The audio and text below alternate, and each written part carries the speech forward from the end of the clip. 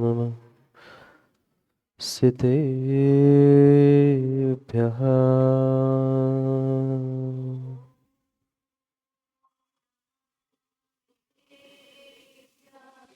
श्रीमद्परं गम्भीर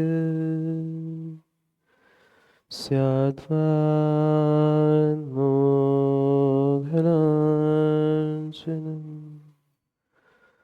जियात्रैलोक्यनाथस्य शासनं जिनशासनम्। जय मङ्गलबोधारणं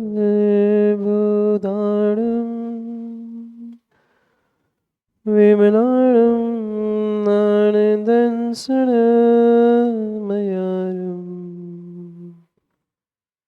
त्रैलोक्यसेह्याणं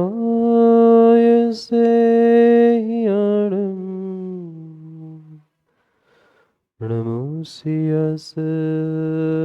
वसिताणम्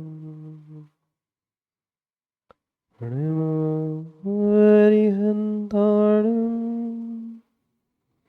नमो सिद्धाणं नमो आयर्याणम् नमो वत्सायाणम् नमो लोय सर्वसाहुणम्।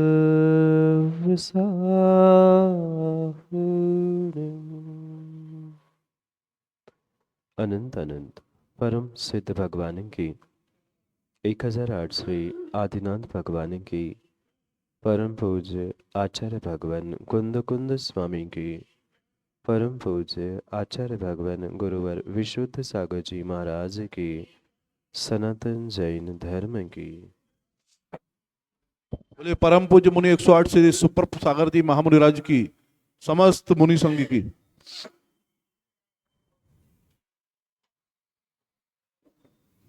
अंतिम तिथि वर्धमान स्वामी के शासन में हमसे विराजते और उनकी यह पावन पीयूष देशना हम सभी के लिए परम उपकारी। अनादिकाल से हमारी इस आत्मा में जो जन्म जरा और मृत्यु रूपी रोग लगे, उन रोगों का उपशमन करने वाली कोई परम औषधि है तो वह एकमात्र यह जिनवाणी है। भव्यात्माओं, करत करत अभ्यास से जड़मति होत सुजान, रस्सी आवत जावत से सिल पर पड़े निशान। इन पंक्तियों को शायद आपने कई बार सुना होगा। जैसे एक कुएं पे लगे हुए पत्थर पर प्रतिदिन एक छोटी सी पतली सी रस्सी ऊपर नीचे करते करते घिसते घिसते जो कठोर से कठोर पत्थर होता है उस पर भी उस हल्की सी रस्सी से निशान पड़ जाते हैं। कई बार माताओं, आज भले ही कुआं रस्सी नहीं दिख रही हो, पर बाथरूम में भी नल के नीचे पत्थर आपने देखे होंगे। एक एक बूंद एक एक बूंद एक एक बूंद नल से टपकते टपकते नल के नीचे के पत्थर में गड्ढा हो ही जाता है। आवश्यकता नहीं है कि बहुत बड़ा कुछ करने से ही बहुत गहराई मिले। निरंतरता, अखंडता जितनी होगी उतनी ही कामयाबी और सफलता आपके कदम चूमते मिले। आज हर व्यक्ति हर क्षेत्र में कुछ मिनटों में, कुछ घंटों में सफलता और कामयाबी चाहता है। चाहे धर्म हो, चाहे पढ़ाई हो, चाहे लौकिक क्षेत्र हो, पर ये पक्का है, सफलता कभी भी शॉर्टकट से नहीं मिलती। कभी कभी कामयाबी चंद मिनटों में नहीं मिलती, और माना कि किसी व्यक्ति को ये इंस्टेंट कामयाबी मिल गई है, तो पक्का है जितनी इंस्टेंट से उसे कामयाबी मिली है, उतने ही इंस्टेंट वो नीचे भी आने वाला है। सिद्धांत है जो भौतिक विज्ञान का सिद्धांत आज के वैज्ञानिकों ने आपके लिए बताया है, ये हमारे वीतराग वैज्ञानिकों ने कब से प्रस्तावित किया। ये जीवन के रहस्यों को समझते समझते ही हमें जीवन जीने का अभ्यास करना है। बाहर का तो अभ्यास कई भवों से हमारे पास है। क्या विषय कषाय सिखाने पड़े? नहीं। ना बचपन में सिखाने पड़े, ना बचपन में सिखाने पड़े। जो विषय है, कषाय है, पाप है, इनका अभ्यास हमें करना नहीं पड़ा, क्योंकि इनका अभ्यास हमें अनादि से था। अनादि से इनका हमें अभ्यास था, इसलिए हमें कुछ अलग से करना ही नहीं पड़ा। पर अगर कुछ अच्छा, कुछ नया, कुछ बेहतर अपने जीवन के लिए हमें करना है, तो विश्वास मानना बहुत बहुत बहुत अभ्यास करने की आवश्यकता। जो विषय कषाय और पापों में उलझते उलझते और उलझने का हमने कई भवों से अभ्यास किया है, उस अभ्यास को छोड़कर हमें सच्चे ज्ञान का अभ्यास प्राप्त करना है। पर सच्चे ज्ञान का अभ्यास किसी ग्रंथों के पन्ने पलटने से मिलने वाला नहीं है। किन्हीं ग्रंथों की गाथाओं को कंठस्थ करके दूसरों को सुनाने से हमारी अभीक्ष्ण ज्ञानोपयोग भावना पूर्ण होने वाली नहीं है। याद करना, हम तीर्थंकर बनने की भावना से उन 16 कारण भावनाओं को प्राप्त करने का प्रयास कर रहे हैं। हम जब प्राप्त करें तब प्राप्त करें, पर कम से कम वस्तु स्वरूप को, उन भावनाओं को समझे तो कि ये 16 कारण भावनाएं होती क्या है, अभीक्ष्ण ज्ञानोपयोग का अर्थ क्या है। क्योंकि बहुत सारे जीवों ने इन शब्दों का विपरीत अर्थ करते हुए यही समझ के रखा है कि 24 घंटे ग्रंथों को खोल के रखना यही ज्ञानोपयोग है। नहीं, ये ज्ञानोपयोग नहीं है। 24 घंटे निरंतर स्वाध्याय नहीं कहा, ज्ञान और उपयोग। कल भी हमने समझना पुरुषार्थ प्रारंभ किया था कि 3 मुख्य शब्द को हमें समझना है: अभीक्ष्ण, ज्ञान और उपयोग। अभीक्ष्ण हमें निरंतरता बता रही है, अखंडता बता रही है। ज्ञान, सम्यक ज्ञान जो भीतर के निर्णय के साथ होता है, वह सम्यक ज्ञान है। और उसका सदुपयोग करते हुए जो चैतन्य का अनुविधायी परिणाम है, वहां तक अखंडता से पहुंचना, ये मुझे तीर्थंकर पद देने के लिए श्रेष्ठतम चौथी भावना के रूप में स्थान था। एक एक शब्द, एक एक अक्षर जो आचार्य भगवंतों ने हमारे लिए समझाए हैं, अगर उनका रहस्य हम समझना सीख ले, तो विश्वास मानना, वर्तमान का क्या, हमारा भूत और भविष्य का जीवन भी बदल सकता है। पर समस्या ये है कि हमने शब्दों का, वाक्यों का, ग्रंथों का तो अर्थ करना सीखा है, पर जो भीतर का रहस्य है, अपने भी भीतर का और शब्दों के भी भीतर का। ऐसी कहावत शायद आपने भी सुनी होगी, रीडिंग बिटवीन द लाइंस। 2 शब्दों के, 2 पंक्तियों के बीच का अर्थ समझने की आवश्यकता है। और जो ऐसे शब्दों के, वाक्यों के, ग्रंथों के अंदर का, मध्य का अर्थ समझना जानता है, वही ज्ञान का उपयोग करना जानता है। यूं तो ज्ञान की कमी हमारे पास नहीं है, पर वह ज्ञान कितना ज्ञान है और कितना अज्ञान है, इसका निर्णय हम नहीं कर पाए। और यही निर्णय करते करते हमें उसका सदुपयोग करते अपने उपयोग की दशा को परिवर्तित करने का पुरुषार्थ प्रतिपल प्रति समय करना है। तभी जाकर हम आने वाले समय में तीर्थंकर जैसे श्रेष्ठ पद को प्राप्त कर सकते। आसान नहीं है, आसान नहीं है। सामान्य भगवान बनना फिर भी संभव हो सकता है, पर अनंतानंतों में अनंत भगवों में 24 बनना कठिन है। एक युग में अनंत भगवान बनते हैं, चौथे काल में बन जाएंगे, पर उनमें से जो विशेष है ऐसे 24 तीर्थंकर भगवान, और उनके पद को प्राप्त करना है तो कितनी विशेषता, कितनी निर्मलता और कितनी कितनी विशुद्धि को मुझे प्राप्त करना होगा, ये मुझे अपने चिंतन से ही निर्णित करने की आवश्यकता है। क्योंकि ज्ञान का ज्ञान तो है, पर साकेत भाई अभी कह रहे थे ना, अज्ञान का ज्ञान नहीं है। ज्ञान का तो ज्ञान मेरे पास है, कर कितना ज्ञान में से अज्ञान है, इसका ज्ञान, इसका बोध मेरे पास नहीं है। क्योंकि जब तक समीचीन श्रद्धा नहीं है, जब तक समीचीन निर्णय नहीं है, तब तक मेरा ज्ञान मात्र कोरा कोरा कोरा शब्दों का ज्ञान है। कितना ही पढ़ते रहना, कितना ही पढ़ते रहना, कितना ही पढ़ते रहना, पर माँ उन विषय कषायों का अभ्यास अगर नहीं छूटा है तो ये ज्ञान काम में आने वाला नहीं है। नहीं है, बिल्कुल आने वाला नहीं है। क्योंकि हमने अपने दिमाग को, अपने क्षयोक्षम को विषय कषायों में इस तरह से बांध के रखा है कि वहाँ इस सम्यक ज्ञान को, आत्मज्ञान को घुसने का स्थान ही नहीं है। पर इसका मतलब ये नहीं है कि हम श्रुताभ्यास करना छोड़ दें, ग्रंथों को पढ़ना छोड़ना, ये मेरा किंचित भी अभिप्राय नहीं है।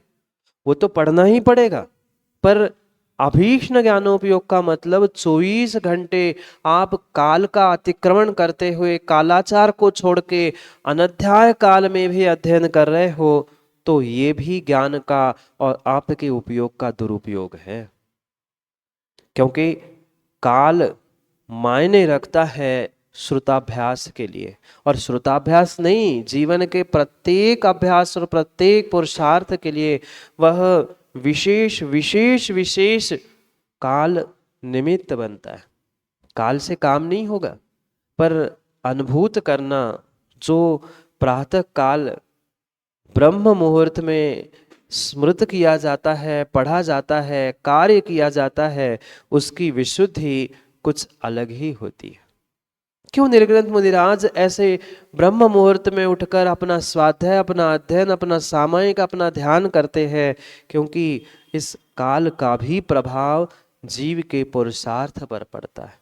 और ये श्रुताभ्यास करते समय इन कालाचार का भी ध्यान करना, यही सदुपयोग है ज्ञान का।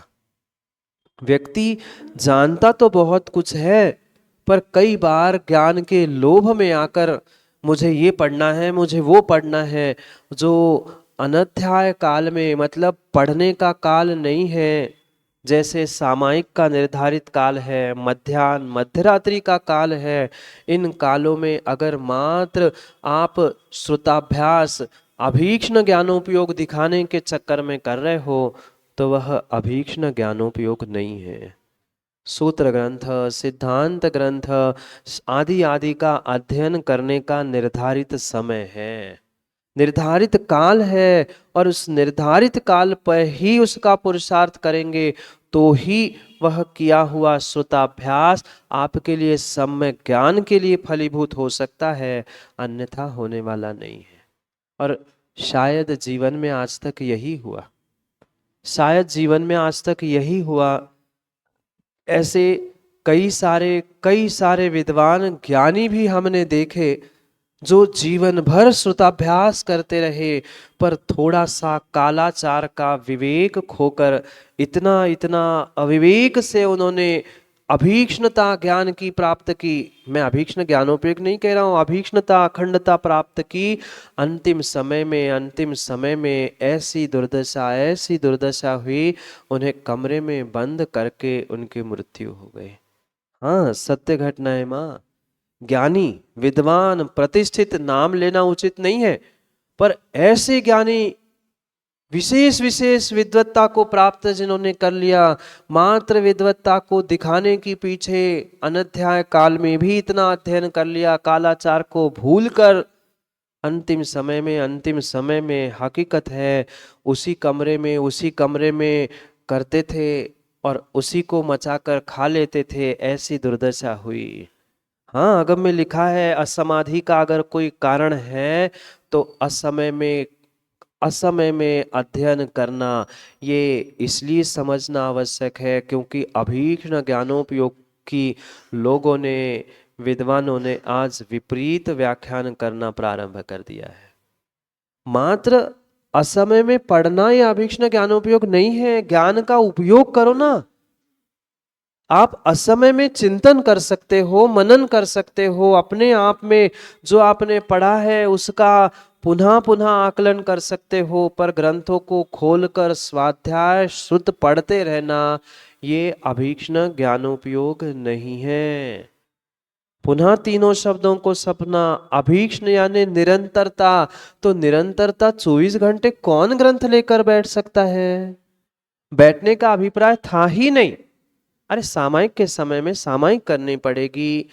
पूजा पाठ श्रावक कर रहा है तो आपका कर्तव्य आपको पूजा दान के रूप में करना पड़ेगा, पर उस समय में भी तत्वों के निर्णय करते रहना कि ये द्रव्य है, ये गुण है, ये पर्याय है, ये इनका द्रव्य गुणों का परिणमन ही पर्याय होती है, ये स्वभाव पर्याय, ये विभाव पर्याय, ये जो मेरे अंतरंग में परिणमन चल रहा है, चिंतन चल रहा है, ज्ञानी ये ज्ञानोपयोग था और इसी ज्ञानोपयोग को प्राप्त करना था। पर क्या करे, लोगों ने मात्र यही सोचा है कि हम पढ़ पढ़ के आगे बढ़ पाएंगे, पर पढ़ के पढ़े तो बन गए, मतलब पढ़ा तो बन गए पर आगे बढ़ नहीं पाए। एक शिष्य पहुंचा गुरु के पास और गुरु से प्रार्थना की, गुरुजी हमें जीवन जीने की कला सिखा देना, कैसे जीवन जिया जाता है, क्या किया जाता है। मुझे कोई ज्ञान नहीं है, मैं आपके चरणों में पहुंचा हूँ, आप मुझे बता दिए कि घर गृहस्थी कैसे चलानी पड़ती है, पुनः कुछ विषमता आ जाए तो कैसे करना पड़ता है, घर में रहते हुए भी धर्म आदियों को, क्रियाओं को कैसे किया जाता है। बेचारे सीधे साधे गुरुजी, उन्होंने सब कुछ उसको सिखा दिया कि बेटा इतने उम्र तक ज्ञान अध्ययन करना आवश्यक होता है, इस प्रकार से ज्ञान अध्ययन किया जाता है। फिर कुछ उम्र के बाद जब तुम अपने गृहस्थाश्रम में पहुंचोगे तो गृहस्थाश्रम को इस प्रकार से चलाया जाता है, आदि आदि। प्रतिदिन उसकी कक्षा लगती थी और बहुत समझदार शिष्य भी था शायद, तो जो भी गुरुजी कहते थे हर कार्य वह अपने डायरी में नोट करता। ऐसे बहुत सारे होते हैं, जो भी अच्छा वो डायरी में नोट करो, जो अच्छा लगा वो डायरी में नोट करो, चाहे मोबाइल में मिला हो चाहे कहीं लिखा मिला हो, बहुत सारे होंगे आप में बेसी, तुरंत डायरी में नोट कर लिया, तुरंत डायरी में नोट कर लिया। भले जीवन में नोट हो ना हो पर डायरी में नोट हो गया। सब कुछ उसने लिख लिया कि ऐसा करना चाहिए, ऐसा होने पर ऐसा होना चाहिए, ऐसी विषमता आएगी तो ये करना चाहिए। सब कुछ जो गुरु ने सिखाया सब कुछ उसने डायरी में नोट डाउन किया। जितना जितना वो पढ़ाते थे, गृहस्थी का हो चाहे लौकिक शिक्षा हो, विद्याएं है, जो गुरु ने सिखाया, गुरुजी तो यही सोचते थे कि शिष्य है वह समझ लेगा, अभ्यास करेगा, पर उसको लगा गुरु ने कहा है तो ये तो मंत्र है, उसने लिख लिया। अब इतना भी तो विवेक, इतना भी तो ज्ञान होना चाहिए, जो कहा है उसका अभ्यास भी तो करना पड़ेगा। क्या माँ मात्र रेसिपी की बुक पढ़ने से और याद करने से अच्छा भोजन बनाना जानते हो? बोलो ना। अच्छा भोजन बनाते हो? नहीं कह रहे। अच्छा भोजन नहीं बनाते आप लोग? भोजन तो बनाते हैं, अच्छा कि कच्चा? अच्छा भोजन बनाने के लिए रेसिपी की बुक काम में नहीं आती, कभी नहीं आती, कभी नहीं आती। और रेसिपी की बुक बना के जो माँ भोजन बनाती वो कभी अच्छा भोजन बना ही नहीं पाती, क्योंकि इधर पढ़ते पढ़ते पता चला तेल घी इतना उबल गया कि जो डाला मसाला वो जल गया। कुछ प्रैक्टिकल नॉलेज भी चाहिए, और वो तभी तभी संभव है जब उसे पढ़कर जीवन में कुछ व्यक्ति उतार कर अभ्यास करना सीख ले। किसी विषय में हो, चाहे भोजन बनाने में हो, चाहे धर्म की क्रियाओं में हो, चाहे लौकिक घर गृहस्थी की क्रिया में हो, दुकान आदि की भी क्रिया में क्यों ना हो, जब तक स्वयं का प्रैक्टिकल नॉलेज काम में नहीं आता तब तक दूसरों ने सिखा सिखाया ज्ञान काम का नहीं होता। स्वयं को उस विषय में पुनः पुनः पुनः पुनः ट्रायल एरर, भूल हुई पुनः गलती हुई पुनः सुधार लिया, पुनः भूल हुई पुनः सुधार लिया, ऐसा करते करते ही अभ्यास करते रहना होगा, तभी सुधार हो सकता है किसी भी विषय में। भोजन भी माँ पहले दिन अच्छा बना था ना? पहले दिन अच्छी रोटी बनी थी क्या? नहीं बनी थी। पर आज नहीं बनती क्या? बनती है। अभ्यास जैसे ही बनाने का हो गया वैसे ही वह भोजन की सामग्री भी अच्छी बन गई। ऐसे ज्ञानियों ध्यान रखना, जीवन जीने का भी अभ्यास करोगे ना, जीवन भी बेहतर बनता जाएगा। और यही हमारा पुरुषार्थ चल रहा है कि हम कम से कम अभ्यास तो कर ले। नहीं बन पाए आज, हम बेहतर जीवन को प्राप्त नहीं कर पाए, नहीं बना पाए आज हम अपने आप को तीर्थंकर अरिहंत निर्ग्रंथ, पर कम से कम भावना भाते हुए अभ्यास तो कर ले। अभ्यास तो कर ले। ग्रंथों में तो बहुत सारा निर्ग्रंथों का वर्णन लिखा है, ग्रंथों में तो अरिहंत सिद्ध तीर्थंकर भी के बारे में लिखा है, पर उसका अभ्यास तो प्रैक्टिकली मुझे करना पड़ेगा ना। प्रैक्टिकली मुझे करना पड़ेगा। जब तक हम प्रैक्टिकल अभ्यास नहीं करेंगे तब तक कभी एग्जाम में भी पास नहीं होते, नहीं होते। फिर जीवन की एग्जाम हम बिना प्रैक्टिकल के कैसे पास होंगे? कितनी ही थेरी एग्जाम में लिख के आ जाना, पर पासिंग तभी हो पाती है जब प्रैक्टिकल के स्कूल कॉलेज में वह 80 90 100% मार्क मिलते हैं। ऐसे ही जीवन के साथ है। और ये अभीक्ष्ण ज्ञानोपयोग हमें मात्र थेरोटिकल ज्ञान की बात नहीं कर रहा है, उसके साथ साथ प्रैक्टिकल जीवन जीने के प्रैक्टिकल को सिखाने का पुरुषार्थ कर रहा है। शिष्य ने भी मात्र थेरी थेरी थेरी थेरी सब कुछ लिख दिया, ऐसा होने पर ऐसा किया जाता है, ऐसा होने पर ऐसा किया जाता है। अब गुरु का आशीर्वाद था, गुरु के नोट्स लेकर जिंदगी जीवन जीना उसने प्रारंभ कर लिया। कुछ हद तक वह सफल भी रहा, और एक दिन व्यापार करने के लिए वह निकल चुका। और व्यापार पुराने जमाने की बात है, व्यापार करने के लिए एक स्थान से दूसरे स्थान जाता था, और उस दिन उसे एक देश से दूसरे देश जाना था। यात्रा करने मतलब व्यापार करने निकला, जहाज से जा रहा था, और जहाज उसने पढ़ा अब यात्रा करनी है, क्या करना चाहिए? जहाज में बैठना चाहिए। जो जहाज में ले उस पर बैठ गया। साथ में क्या करना चाहिए, क्या क्या ले जाना चाहिए, सब गुरु से पूछा था। कुछ ऐसे होते हैं शिष्य, जितना कहो उतना ही लिखो और उतना ही कर पाते बेचारे। होगा उसका बेचारे का उतना एक क्षण पूरा उसने लिख लिया था। अब जो जो पढ़ता था, कुछ प्रॉब्लम आता था, खोली डायरी, आगे बढ़ता था। पढ़ते पढ़ते वो बैठ गया जहाज में, जहाज आधे रास्ते तक पहुंच गया, और अचानक बीच भंवर में तूफान आ गया। और ऐसा ऐसा ऐसी स्थिति आई कि तूफान के कारण से वह पानी, जहाज, उनमें कुछ अंतर ही नहीं बचा, मतलब पूरा पानी जहाज में घुस गया। अब वो पानी में दौड़ रहा है, भाग रहा है, किस लिए? डायरी कहाँ है? बचने के लिए नहीं। बचूंगा तब जब डायरी मिलेगी, गुरु ने लिखा है, तो वो डायरी खोजने के लिए दौड़ रहा है, मेरी डायरी कहाँ गई, डायरी कहाँ गई।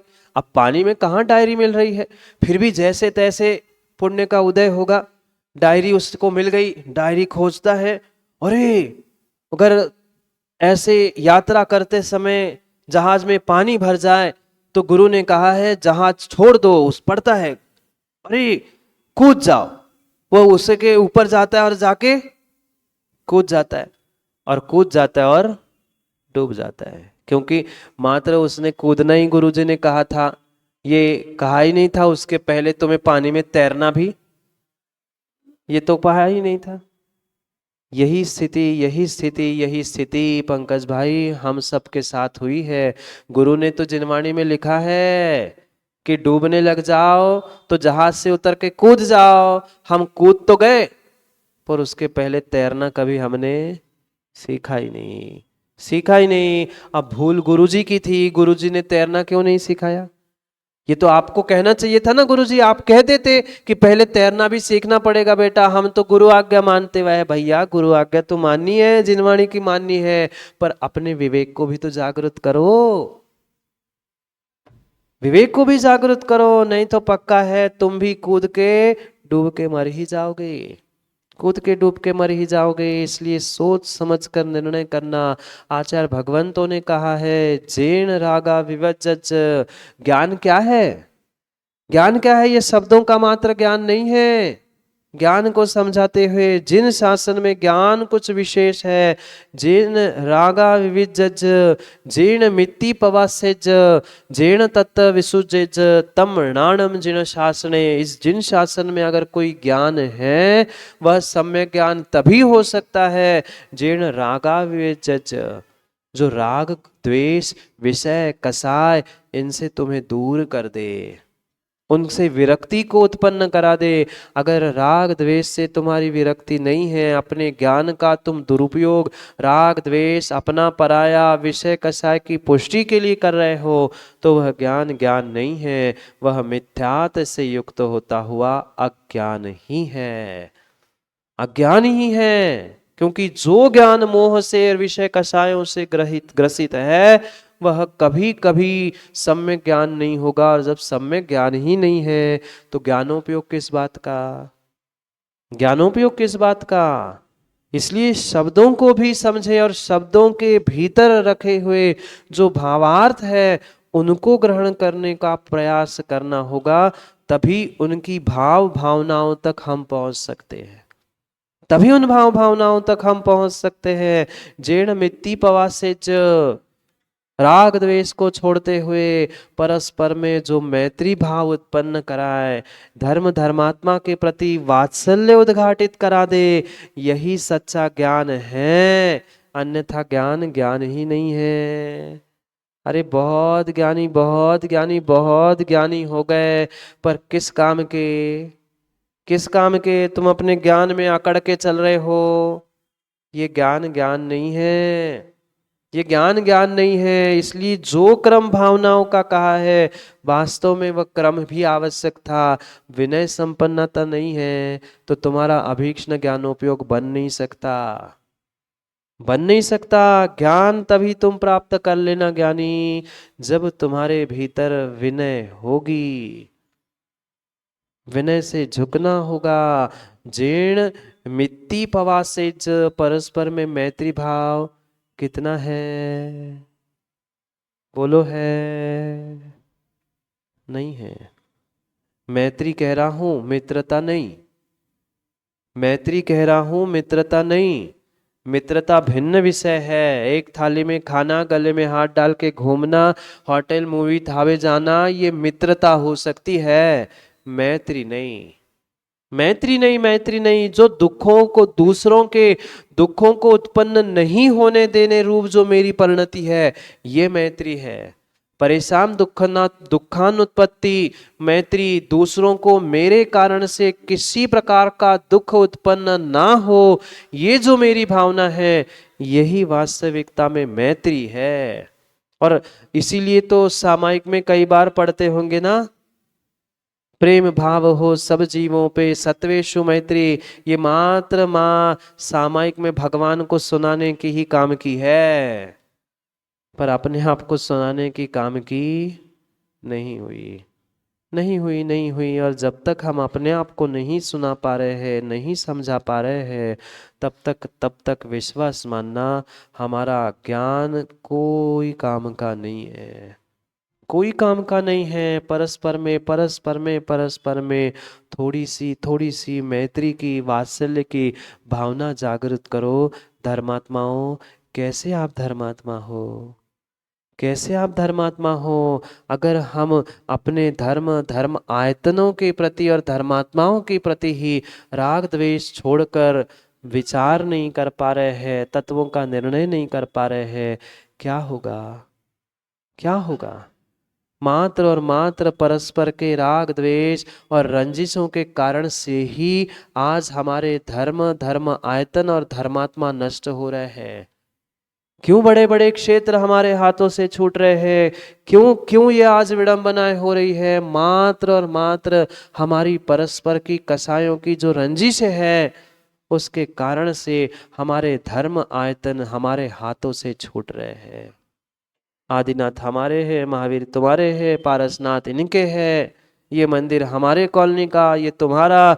ये सोच समझकर, ये कहते कहते जो हम अपने धर्म की और अपने धर्म आयतनों की विडंबना कर रहे हैं, उसका फल आने वाले समय में आपको ही भोगना पड़ेगा, आपको ही भोगना पड़ेगा, आपको ही भोगना पड़ेगा। हम क्यों भेदभाव कर रहे हैं परमात्मा और परमात्मा के मंदिर में? ये सोच होनी चाहिए। चाहे कोई तीर्थंकर भगवान का मंदिर हो, चाहे कोई देव शास्त्र गुरु क्यों ना हो, कोई परमेष्ठी क्यों ना हो, वो तो मेरे जिन शासन के है, ये भाव होना चाहिए। तभी तभी हम सम्यक दृष्टि बनने के लिए पहला कदम उठा पा रहे हैं, अन्यथा नहीं, अन्यथा नहीं, अन्यथा नहीं। पर यही व्यक्ति सोचता है, अरे विधान तो वहाँ हो रहा है, पंचकल्याणक तो उनके मंदिर का है, अरे उनका मंदिर और उनका विधान क्या होता है? ये हमारी समीचीन सोच चाहिए कि भाई सम्मेद शिखर मेरा है, गिरनार हमारा है, ये जितने भी आयतन हैं ये सब कुछ मेरे हैं और उनको मानने वाले भक्त भी मेरे हैं। ये सोच बनाकर अगर हम काम करेंगे तो आने वाले समय में हम सम्मेद शिखर और गिरनार जैसे पर्वतों को, क्षेत्रों को बचा सकते हैं। अन्यथा बचाने में तुम मोबाइल व्हाट्सएप से कुछ नहीं कर सकते, कुछ नहीं कर सकते, कुछ नहीं कर सकते। हमें आज ही इन राग द्वेष को छोड़कर एकत्रित होने की आवश्यकता है, एकत्रित होने की आवश्यकता है। विश्वास मानना, जितनी जितनी आज आराधना सचिन भाई आप नहीं कर रहे, उससे कई अधिक गुना व्यक्ति आसाधना कर रहा है।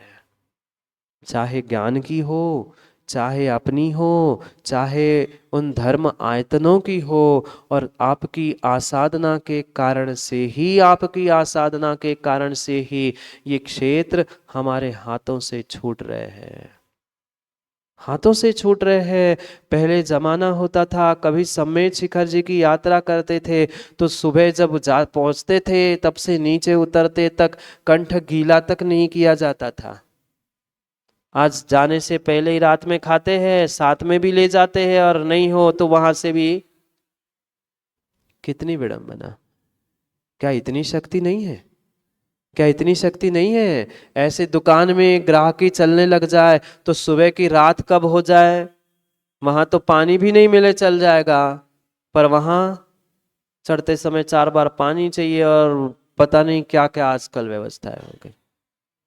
सोचना, विचार करना, सोचना विचार करना, हम अपनी अपनी अपनी स्वयं की कितनी आसाधना कर रहे हैं, और स्वयं की तो हाथ ठोई गई है। हम उन सिद्ध क्षेत्रों की भी, ज्ञान की भी कितनी आसाधना कर रहे हैं। ये हमें आराधना करने के लिए मिले थे, आराधना करने के लिए मिले थे। ऐसी अद्भुत शिखर जी की आराधना की व्याख्या की है, क्या कहूँ, क्या कहूँ। जिनने वो स्वाध्याय सुना होगा, पंकज भाई सुना ना, ऐसी अद्भुत आराधना उस सम्मेद शिखर की लिखी है। माताओं, मैं हर बार हर रोज कह रहा हूं, जीवन में एक बार वह सम्मेद शिखर महात्म ग्रंथ अवश्य पढ़ना, अवश्य अवश्य जीवन में पढ़ना। क्या अद्भुत महिमा लिखी है, एक एक टोंक की अद्भुत महिमा लिखी है। आचार्यों ने लिखा है, उस क्षेत्र में सम्मेद शिखर का जो क्षेत्र है, उस क्षेत्र में जो जीव जन्मता है, जो जीव जन्मता है, हिंस्त्र से हिंस्त्र शेर भी क्यों ना हो, पर वह 48 भवों का उल्लंघन नहीं करता। हाँ, 48 भवों से आगे वो भव नहीं लेता, वह 48 भव में ही मुक्ति को प्राप्त करता है। सोच लेना क्या वो धरा का, क्या भूमि का वो पुण्य होगा जो वहां पर जन्म लेता है। 48 भवों से अधिक संसार में रहता ही नहीं है। हम अनंतों बार संसार के चक्कर लगा रहे हैं। ये सीधा सीधा प्रमाण पत्र है कि हमने आज तक वहां जन्म नहीं लिया। जन्म की तो छोड़ दो, कई के तो जाने के भाव नहीं होते हैं, कई के जाने के भी भाव नहीं होते हैं। सोचना, विचार करना, अद्भुत अद्भुत अद्भुत वह उस भूमि की वर्णनाएं हैं जिन्होंने वह भावों के साथ, विशुद्धि के साथ उसकी वंदना करने का पुरुषार्थ किया होगा, वो ही वहां से कुछ प्राप्त कर पाता है। मिट्टी तो हर कोई ले आता है, आजकल वो ट्रेंड चल गया, वहां से मिट्टी को खोद खोद के गड्ढे कर दिए लोगों ने। हाँ, मतलब लोग बता रहे थे, हम तो बहुत दिनों से गए नहीं है, पर गड्ढे हो गए। अरे मिट्टियों से क्या होता है? मिट्टी लाने से काम नहीं बनने वाला, मिट्टी लाने से काम नहीं बनने वाला। हम पहले भावों से जुड़ने का भी तो प्रयास करें, भावों से जुड़ने का भी तो प्रयास करें। अद्भुत अद्भुत वर्णन उस सम्मेद शिखर की यात्रा का लिखा हुआ है। क्या फल मिलता है, क्या पुण्य मिलता है। अरे मात्र भावना भाने से, भावना भाने से, ये तो पद्म पुराण ग्रंथ में भी लिखा है, हम साक्षात पहुंच पाए नहीं पहुंच पाए। सामान्य जिन मंदिर का पद्म पुराण में रविसेन स्वामी लिखते हैं कि भगवान के दर्शन करने की मात्रा अपने भावना भाई, सामान्य जिन मंदिर की बात कर रहा हूं, सम्मेद शिखर सिद्ध क्षेत्र की नहीं, सामान्य मंदिर की भावना, प्रभु के दर्शन करने की भावना अपने भाई। और आप सोच रहे थे बस जल्दी काम कर लूं, आधे घंटे में मंदिर जाना है, 15 मिनट बचे, 10 मिनट में जाना है, या आप प्रभु के दर्शन की भावना भा रहे थे। तो आचार्यों ने लिखा है, उसका पद्यानुवाद मैं आपको सुना रहा हूं कि जब चिंते सहस्र फल, लखा फल गमने, कोटि कोटि उपवास फल, जब जिनवर दर्शे। कुछ आया समझ में? मात्र भगवान के दर्शन के चिंतन से सहस्त्र फल, 1000 उपवास का फल मिलता है। जब आप डिब्बी लेकर चावल की निकल पड़े, अभी मंदिर में पहुंचे नहीं, माना कि दुर्भाग्यवश किसी की मृत्यु हो गई, तो लखा फल गमने, 1,00,000 फल उपवास का उसने मात्र वहां पुरुषार्थ किया था पहुंचने का, तो उसको फल मिला था। और कोटि कोटि उपवास फल, जब जिनवर दर्शे, जब जिनेंद्र भगवान के साक्षात दर्शन होते हैं, करोड़ों उपवास का फल मिलता है। फिर सोचो ज्ञानी, सामान्य जिन मंदिर की वंदना की, उसकी भावना की, उसकी तैयारी की, इतना फल अचिंत्य मिलता है। फिर साक्षात जो शाश्वत तीर्थराज सम्मेद शिखर है, उसकी वंदना करने का, उसकी यात्रा करने का और उसकी ज्ञानियों अनुमोदना करने का क्या फल मिलता होगा, ये सोचने और विचार करने की बात है। आप कितने कितने सुनील भाई पुण्यात्मा हो कि आपको सामान्य सामान्य श्रावकों की उस शिखर जी की यात्रा की नहीं, निर्ग्रंथों की शिखर जी की यात्रा की अनुमोदना करने का सौभाग्य प्राप्त हो रहा है। वह कितना कितना आप सबका पुण्य का उदय है। माताओं, नहीं साक्षात सम्मेद शिखर पे पहुंच पाओ, पर कम से कम उस सम्मेद शिखर विधान और सम्मेद शिखर की यात्रा से जुड़ते हुए, अनुमोदित करते हुए, अपने ज्ञान को, अपने क्रियाओं को, अपने श्रद्धा को निर्मल करने का प्रयास करना। अरिहंत सामने नहीं है, अरिहंत सामने नहीं है, पर अरिहंत के बिंब का दर्शन करने से कोटि कोटि उपवास का फल मिलता है। साक्षात सम्मेद शिखर जी, जब पहुंचो तब पहुंचना, जब पहुंचो तब पहुंचना। पर पुण्य के उदय से सम्मेद शिखर की प्रतिकृति के सामने बैठकर आपको विधान करने का सौभाग्य मिल रहा है, निर्ग्रंथ की यात्रा की अनुमोदना करने का सौभाग्य मिल रहा है। ये भी पुण्य आपका कमजोर नहीं है, पर वही कर पाएगा मनोज जी बांगा, जिसका साथी से पुण्य का उदय होगा। पुण्य का उदय नहीं है तो कोई कितना कितना कितना कितना ही कहते रहेगा, पर वह अनुमोदना संजोग भाई कर नहीं सकता। अब जो गए हैं उनके पीछे भाग रहे हैं, जो सिद्ध बनने जा रहे हैं उनको छोड़कर क्या करें, क्या करें, क्या करें। कह ही सकते हैं, कह ही सकते हैं गुरु, पर क्या करें। वो डायरी में उतना ही लिखा था कूद जाओ, सो हम तो कूद गए। अब तैरने का हमसे कहा ही नहीं था, क्या करें। सोचना सोचना, हम ये विचार करें कि कितने कितने हमें तो कुछ माँ टका खर्च ही नहीं करना है। अनुमोदना करने में क्या पैसे जाने। और मैं तो कहता हूं लग भी जाए पैसे जीवन के, पैसे कमा के धर के ले कहां जाना है।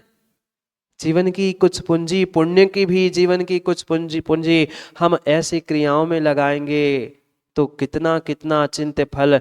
पढ़ना पढ़ना, मैं तो पुनः एक बार कह रहा हूं, उस ग्रंथ को जीवन में अवश्य पढ़ना। ऐसे ऐसे महान महान धर्मात्मा हो गए जिन्होंने हजारों लाखों करोड़ों की यात्रा कराई, और यात्रा का फल आचार्य भगवंतों ने लिखा है। अगली पर्याय में पुनः उन्होंने जैनेश्वरी दीक्षा ले ली और समय शिखर पे जाकर उन्होंने निर्वाण को प्राप्त कर लिया। हजारों लाखों की यात्रा करने का फल है।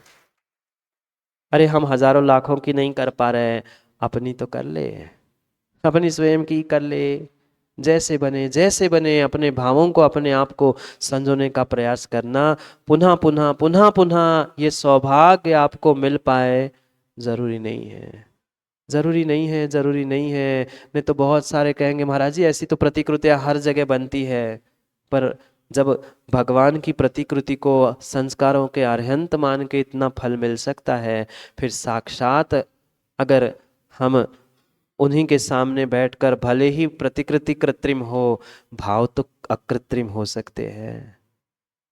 भगवान कृत्रिम हो सकते हैं। मैं तो कहता हूं कई बार जो गुरुओं में भेद करते हुए सच्चा भाव लिंगी द्रव्यलिंगी खोजते हैं, वे कैसे ही हो, वे कितने ही कृत्रिम क्यों ना हो, पर ज्ञानियों तुम्हारी श्रद्धा अगर अकृत्रिम है, श्रद्धा अगर मजबूत है, तो उस अकृत्रिम मतलब बनावटी नकली भगवान में भी असली भगवान अरिहंता का फल मिलता है, असली सिद्धों का फल मिलता है। तो हमें कितना अचिंत्य फल मिल सकता है। हम सोचे, विचार करें, विचार करें, विचार करें। ये अखंड अखंड अखंड ज्ञान की धारा का हमें सदुपयोग करना है। आज तक विषय विषय कसायों के कारण से हम दुरुपयोग करते हुए उस सम्यक ज्ञान को मिथ्या ज्ञान करने का पुरुषार्थ करते रहे। अब उस राग से परे होते हुए सभी जीवों के प्रति हम मैत्री भाव को प्रस्थापित करते हुए तत्वों का निर्णय करें। क्योंकि जैन तत्वम विजुज्येज, जो तत्वों को विशुद्ध करता है, तत्वों का निर्णय करता है, तम नाणम जिन शासने, वही ज्ञान जिन शासन में ज्ञान है। और उसी ज्ञान की भावना ज्ञानोपयोग भावना रूप कही है। नहीं है करोड़ों ग्रंथों का पठन पाठन करना आवश्यक, नहीं है हजारों श्लोकों को कंठस्थ करके रख लेना। कितना कितना कितना ज्ञान था। जितने जितने निर्वाण को प्राप्त हुए वो शिवभूति से पूछ लेना, कितना ज्ञान था। मास तस्मास भिन्नम, वो भी भूल चुके थे, वो भी भूल चुके थे। दाल धुलते धुलते दिख गई, तत्क्षण निर्णय हो गया। ये था ज्ञानाभ्यास, ये था अभीक्ष्ण ज्ञानोपयोग। ग्रंथ लेके आहारचर्या में नहीं जा रहे थे मुनिराज, नमोकार तक याद नहीं हो रहा था। हमें तो कितना सारा याद है, माता बोलो ना। नमोकार नहीं याद हो रहा था। चाहे अंजन चोर की कथा सुन लो, चाहे शिवभूति महाराज की कथा सुन लो, हमें तो इतना ज्ञान इतना ज्ञान इतना ज्ञान है, दूसरों को बांटने में कम पड़ जाए। इतना ज्ञान मतलब लेने वाले कम पड़ जाए, बांटने वालों का नहीं, लेने वाले कम पड़ जाए, इतना ज्ञान है।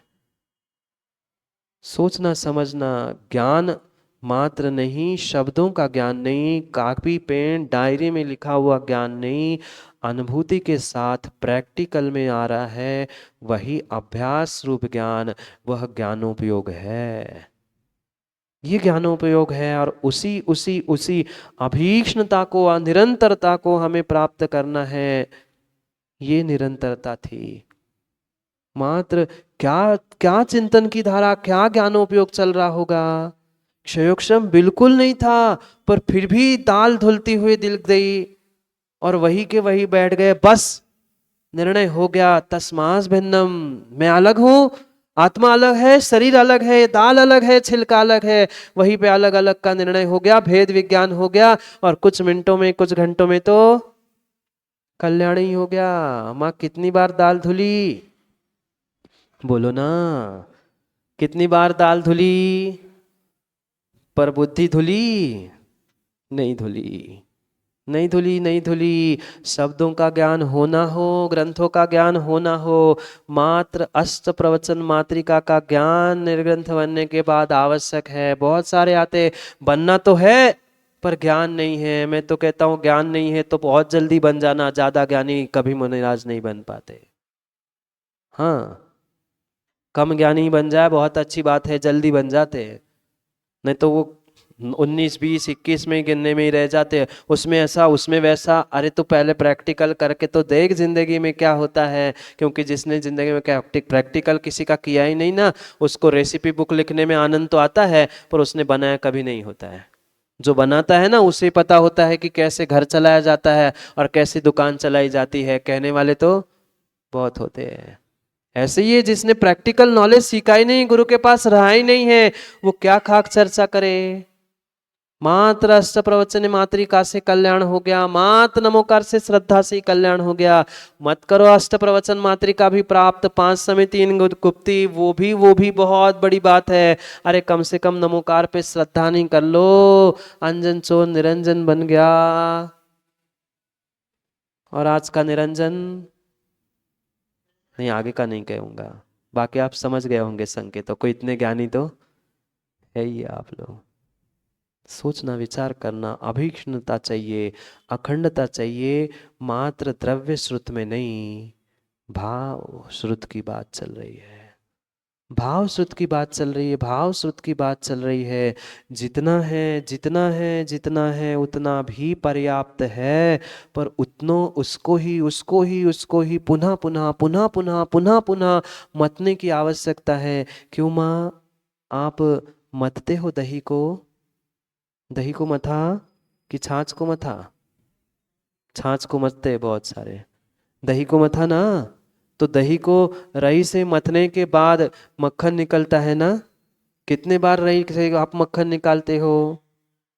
1 बार, 2 बार, और बहुत बार हुआ तो और 1 आध बार घुमा लेते हैं। पर ध्यान रखना माँ, वह आप रई से कितना ही मथ के मक्खन निकालना, पर पुनः 1 बार गीला हाथ करके, बोलो ना, मक्खन आप निकालते हो, बताना मुझे पड़ रहा है। कितनी समझदार माँ है, कितनी समझदार माँ है। 1 बार 2 बार रई घुमाने के बाद, मक्खन निकालने के बाद, पुनः जैसा मौसम है वैसा ठंडा गर्म पानी का छींटे लगाते, पुनः हाथ घुमाती है।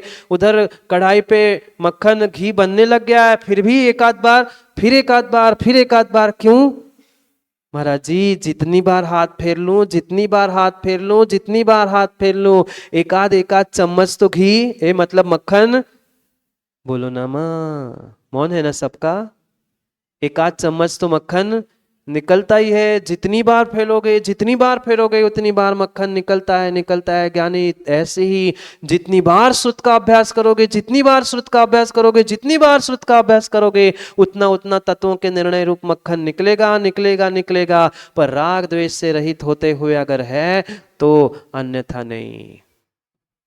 जितनी बार घुमाओगे, माँ करते हैं ना परिश्रम, पुनः पुनः हाथ घुमाती है।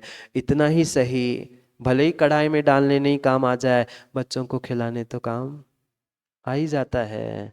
ऐसे ही इतना अभ्यास अपने आप, अपने ज्ञान को, अपना जितना मिला है उसमें उसको मतने का करो, पुनः पुनः चिंतन करो, पुनः पुनः मनन करो, ज्ञान को पुनः उपयोग में लो, पुनः उपयोग में लो। पक्का मानना, वह तत्वों का मक्खन माँ प्राप्त होगा ही होगा, और मक्खन मिल गया तो घी बनेगा ही बनेगा। घी बनेगा ही बनेगा, वह घी जब बने तब बने, पर आज हमें पुनः पुनः मत के कम से कम मक्खन मिल रहा है, कम से कम मक्खन को प्राप्त करने का प्रयास करो। क्या पता पुनः समय मिल पाए नहीं मिल पाए, क्या पता पुनः मनुष्य पर्याय, पुनः देव शास्त्र गुरु मिल पाए नहीं मिल पाए, पुनः कहने वाला समझाने वाला कोई मिल पाए नहीं मिल पाए, कोई भरोसा नहीं, कोई भरोसा नहीं, कोई भरोसा नहीं।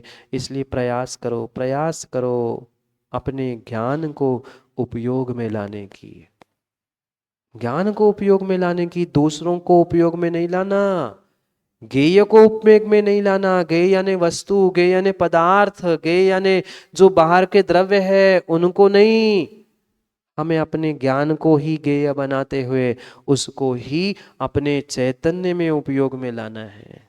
कितनी अद्भुत बात है, कितनी अद्भुत बात है। इस संसार की सर्वोत्कृष्ट वस्तु, सर्वोत्कृष्ट वस्तु आपको मिली है जिसका नाम है ज्ञान। इस ज्ञान से ही सुख है, इस ज्ञान से ही सुख है, और अज्ञान से ही दुख है। मात्र शब्दों में पढ़ते आए हैं, ज्ञान समान न आन जगत में, बोलो दुख को कारण नहीं, सुख को कारण। सुख का कारण मात्र ये ज्ञान है, पर आत्मज्ञानम स्वयं ज्ञानम ज्ञानात अन्य करो सके, आत्मा का ज्ञान होना आवश्यक है। ये प्रैक्टिकल नॉलेज चाहिए, ग्रंथों का भी नॉलेज चाहिए, पर इसके साथ साथ मुझे अपना भी तो निर्णय चाहिए, अपना भी तो ज्ञान चाहिए कि मैं स्वयं ज्ञानमयी हूँ, मैं ज्ञान उपयोग में ही हूँ, और इस ज्ञान को ज्ञान में लगाना, ज्ञान में अखंडता को प्राप्त करना, यही उपयोग है। इस ज्ञान धारा को बदलना है, सुखाना नहीं। जब जब अशुभ में जाने लग जाए ज्ञान, नहीं मुझे शुभ में ले जाना है, नहीं मुझे ऐसा करना है, ये तभी तभी संभव होगा जो बुद्धि पूर्वक हम प्रयास करेंगे। ये मत कह देना कि वो तो क्या करे, काल ऐसा है, निमित्त ऐसे मिलते हैं। निमित्त तो हर स्थान पे हर काल में मिलते रहेंगे, पर संभलना संभालना मुझे अपने आप को है। जब जब विषय कसायों में ज्ञान जाए, जब दूसरों की निंदा बुराई करने में हमारा उपयोग जाए, तब पुनः खींच के सोच लेना कि नहीं, निंदा बुराई से मेरा घाटा होने वाला है, अशुभ से मुझे कर्मबंध होने वाला है, प्रमाद से मैं अपनी हत्या कर रहा हूँ। ये पुनः पुनः पुनः पुनः सोचते सोचते अगर पुरुषार्थ करेंगे तो अशुभ से शुभ में उसका परिवर्तन करना, यही अखंड अभीक्ष्ण ज्ञानोपयोग की धारा है। यही पुरुषार्थ करना है। ज्ञानोपयोग बंद होने वाला नहीं है, ज्ञान समाप्त होने वाला नहीं है।